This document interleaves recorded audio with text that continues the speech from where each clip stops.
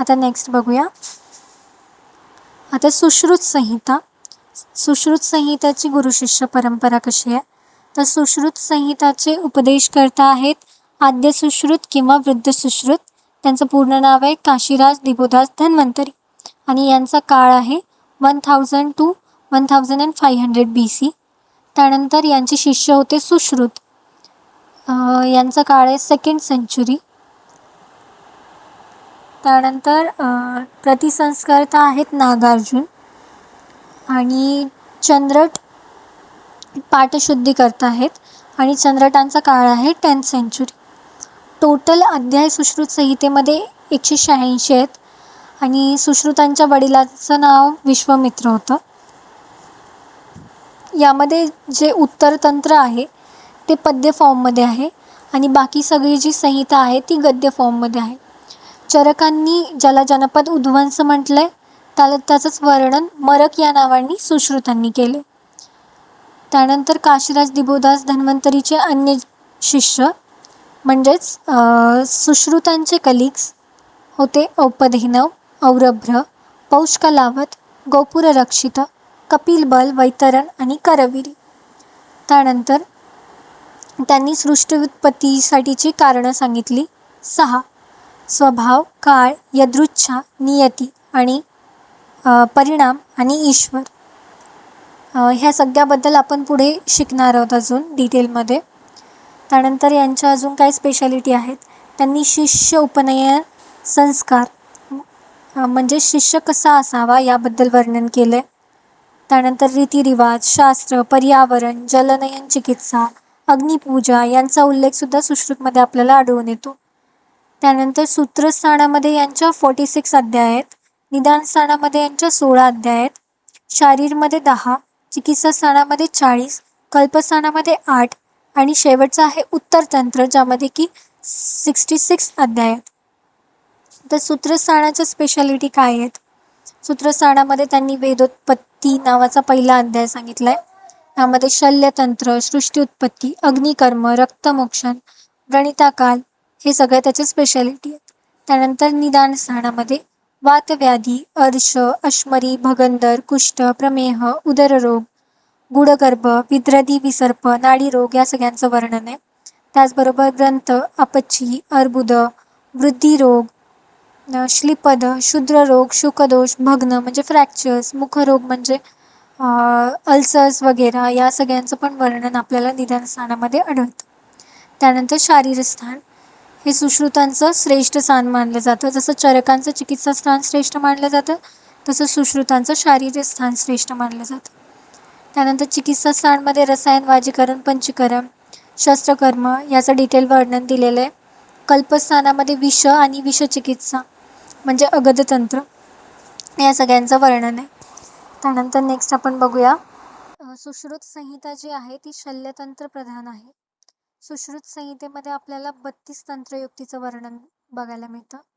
त्याचबरोबर 37 गण सांगितलेत, 107 मर्माचं वर्णन आहे, 101 यंत्र सांगितलेत त्यांनी आणि त्याचे 6 टाईप सांगितलेत. त्यानंतर शवविच्छेदन योग्य विधी सांगितली. Practice on non living dead bodies before actual practice. त्यानंतर व्रणकर्म सांगितलं. त्यांनी अस्थी सांगितला 300 आणि सिरा सांगितलं 700. त्यानंतर आपल्याला षटक्रिया कालाचं वर्णन पण सुश्रुत संहितेमध्ये बघायला मिळतं. याचं डिटेल एक्सप्लेनेशन आपण क्रियाशारीरमध्ये बघणार आहोत. षटक्रियाकाल कुठले आहेत? संचय, प्रकोप, प्रसार, स्थान संश्रय, व्यक्ती आणि भेद. त्यानंतर संक्षेपतः क्रियायोगो निदान परिवर्जनम असं सुश्रुतांनी म्हटलं, म्हणजेच prevention is better than cure. त्यानंतर वाताचे त्यांनी 5 प्रकार सांगितले, पित्ताचे 5 प्रकार सांगितले. वाताचे 5 प्रकार चरकांनी सांगितलेत, पित्ताचे 5 प्रकार सुश्रुतांनी सांगितलेत आणि अग्नी व पित्त हे वेगवेगळे आहेत हे पण सांगितलं त्यांनी. रक्तम जीवयती स्थितीही म्हणजे रक्ताला त्यांनी 4थ्या दोषाप्रमाणे मांडलंय, परंतु 4था दोष मांडलेला नाही. रक्ताला त्यांनी 4थ्या दोषाप्रमाणे मांडले. त्यानंतर सुश्रुत संहितेमध्ये cataract, kidney stone, plastic surgery, C section याबद्दल सविस्तर माहिती दिलेली आहे. त्यानंतर शस्त्रांना त्यांनी प्राण्यांची नावं दिली, पक्ष्यांची नावं दिली. एमर्जन्सी ट्रीटमेंट दॅट इज अत्यायिक चिकित्सा, उदक पूर्णोदर म्हणजे पाण्यात बुडणे, बहुरज्जू लतापाश म्हणजे गळफास. अशा वेळी काय करायला पाहिजे याचं वर्णनसुद्धा आपल्याला सुश्रुतमध्ये आढळतं. त्यानंतर याचे आपण टीकाकार बघूया. सुश्रुत संहितेवरती चक्रपाणी दत्त यांनी भानुमती नावाची टीका लिहिली. दल्लनांनी निबंध संग्रह व्याख्या, गयदासांनी न्यायचंद्रिका, यालाच न्यायपंजिका, पंजिका किंवा बृहत्पंजिका असं म्हणतात. त्यानंतर काय आहे तर गौडाधिपती महिपाल या राजाकडे सुश्रुत हे राजवैद्य होते आणि त्यांच्या टीकेमध्ये आपल्याला जिज्जटांचा सुद्धा उल्लेख आढळतो. आता नेक्स्ट बघूया. हरणचंद्र चक्रवर्ती यांनी 19th सेंचुरीमध्ये सुश्रुतार्थ संदीपन किंवा आयुर्वेद संदीपन नावाची टीका लिहिली. नाव नेक्स्ट गुरु कविराज गंगाधर. डॉक्टर भास्कर गोविंद घाणेकर यांनी 1938 मध्ये आयुर्वेद रहस्य दीपिका नावाची टीका लिहिली सुश्रुत संहितेवरती. ही आज पण फेमस आहे.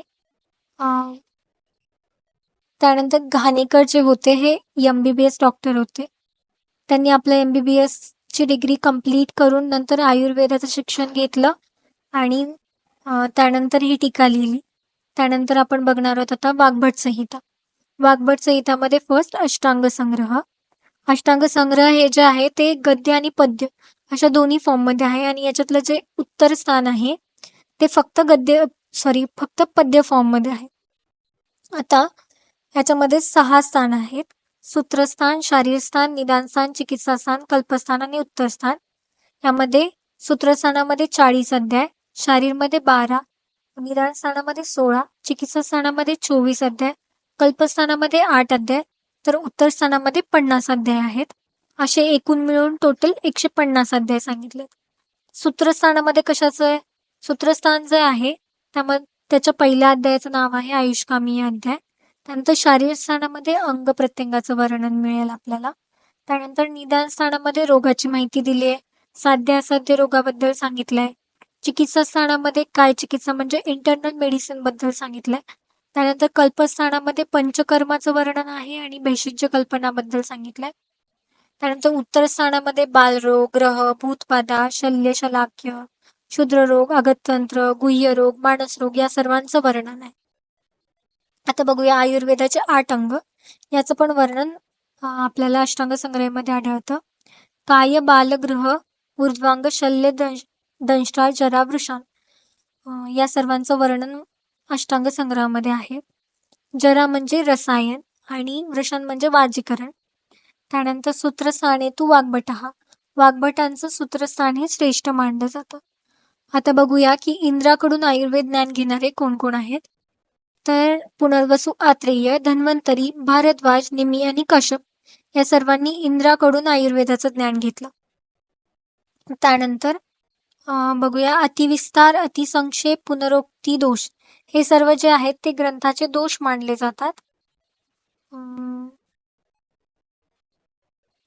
वाग्भट संहितेमध्ये म्हणजे अष्टांग संग्रहामध्ये पहिल्यांदा आपल्याला वत्सकादी गण याचं वर्णन आढळतं. त्यानंतर नवीन ज्वर हरिद्रक त्यांनी इंट्रोड्यूस केला. त्यांनी एकूण 70 गण सांगितली. चरकांनी 45 सांगितली होती, त्याच्यामध्ये नवीन त्यांनी 25 सांगितली, अशी एकूण 70 सांगितली. त्यानंतर गुग्गुळ मेदाच्या वृद्धीमध्ये त्याचा वापर करावा असं सांगितलं. रसायन द्रव्य आहे हे. एक्सेस गुग्गुळ म्हणजे एक्सेस अमाऊंट मध्ये जर आपण गुग्गुळ घेतलं तर क्लेप्य म्हणजे इम्पोटेन्सी होऊ शकते. याचं वर्णन आपल्याला अष्टांग संग्रहामध्ये आढळतं.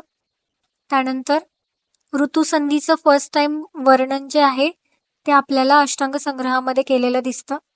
ऋतुसंधी म्हणजे काय तर 2 ऋतूच्या मधला काळ 14 दिवसांचा जो काळ असतो, म्हणजे पहिल्या ऋतूचे शेवटचे 7 दिवस आणि दुसरा ऋतू सुरू होण्याचे सुरुवातीचे 7 दिवस या दोन्हीला मिळून आपण म्हणतो ऋतुसंधी.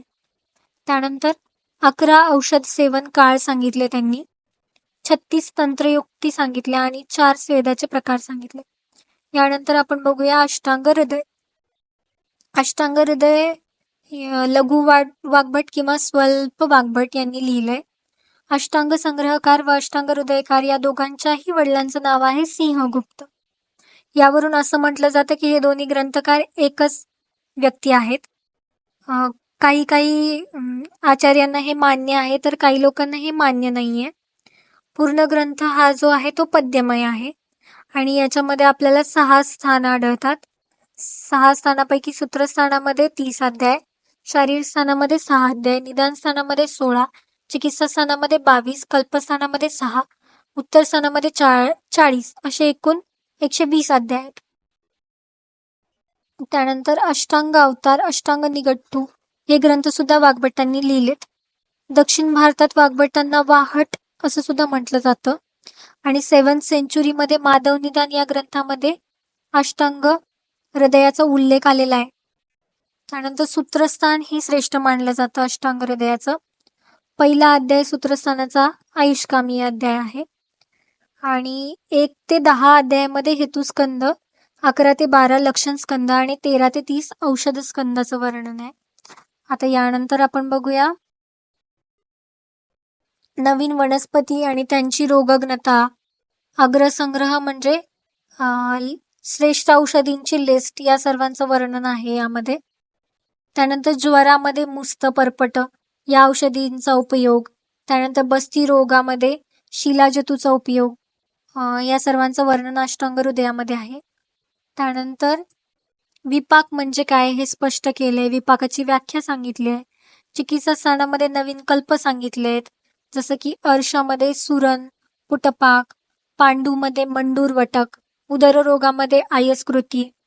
त्यानंतर नेक्स्ट अजून अश्मरी हरण यंत्र त्यांनी फर्स्ट इंट्रोड्यूस केलं. अश्मरी म्हणजेच stone, urinary stone, kidney stone. त्यानंतर शल्य निर्घातनी नाडी पण इंट्रोड्यूस केलं. यांनी 4 प्रकारचे स्वेद सांगितले, 7 प्रकारचे सद्य स्नेह सांगितले.